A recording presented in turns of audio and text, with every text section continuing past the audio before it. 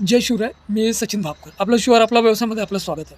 शेतकरी मित्रांनो, शेती करत असताना शेतीला जोडधंदा आवश्यक आहे. जर जोडधंदा असेल तर आपलं नुकसान हे कमी होतं. शेतीमध्ये जर नुकसान झालं असेल तर ते आपला जो शेतीला अनुसरून व्यवसाय आहे त्यामधून कव्हर होऊ शकते, किंवा व्यवसायामध्ये जर नुकसान झालं असेल तर शेतीतून कव्हर होऊ शकते. तर आज असाच एक शेतीला अनुसरून व्यवसायाविषयी बोलणार आहे. तो आहे गांडूळ खताचा. मित्रांनो, आजकाल भरपूर शेतकरी गांडूळ खताचा व्यवसाय करत आहे आणि त्यातून लाखो रुपयाचं उत्पन्न ते घेत आहे. तर मित्रांनो, कमी जागेमध्ये आपल्याला त्यातून भरपूर उत्पन्न मिळू शकतं आणि जवळपास 50% मार्जिन या गांडूळ खतामध्ये असते.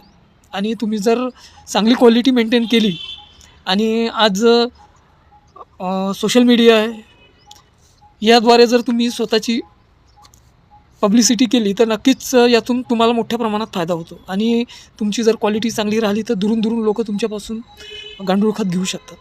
आणि हा व्यवसाय असा आहे की या व्यवसायामध्ये जेव्हा सुरुवातीला तुमचं थोडंसं म्हणजे कमी प्रमाणात सुरू होऊ शकते, पण जर एकदा तुमचा व्यवसाय सुरू झाला तर त्यानंतर तुमच्याकडे येणारे लोक हे वेटिंगवर राहतील.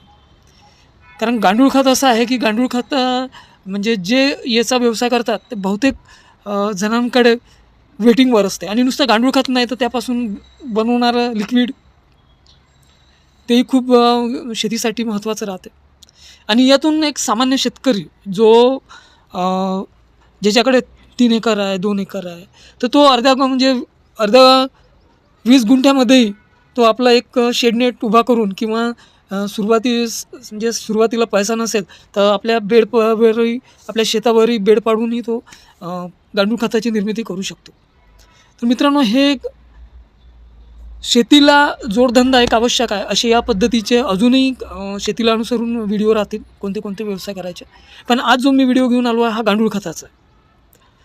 तर शेती करत असताना गांडूळ खताचं जर तुम्ही निर्मिती केली तर नक्कीच तुम्हाला यातून मोठ्या प्रमाणात फायदा मिळू शकतो. आणि एकदा जर तुमचे कस्टमर बनले तर ते तुम्ही क्वालिटी चांगली दिली तर ते कस्टमर दुसरीकडे जात नाही. कारण गांडूळ खत हे नेहमीच आवश्यक आहे, शेतकऱ्यांना आवश्यक आहे. ज्यांच्या घरी गार्डन असते त्यांना आवश्यक असते, त्यांना ते लोक गांडूळ खतच घेतात. तर मित्रांनो, यातून मिळणारं उत्पन्न हे खूप मोठ्या प्रमाणावर आहे. लाखोमध्ये आपल्याला उत्पन्न मिळते. आपण असं म्हणू शकतो की 1 एकरमध्ये जरी 1 एकर तर खूप मोठा भाग झाला, पण 1 एकरचा जरी भाग जरी पकडला आपण तरी यातून कमवणारे लोक 20-25 लाखापर्यंत कमवतात.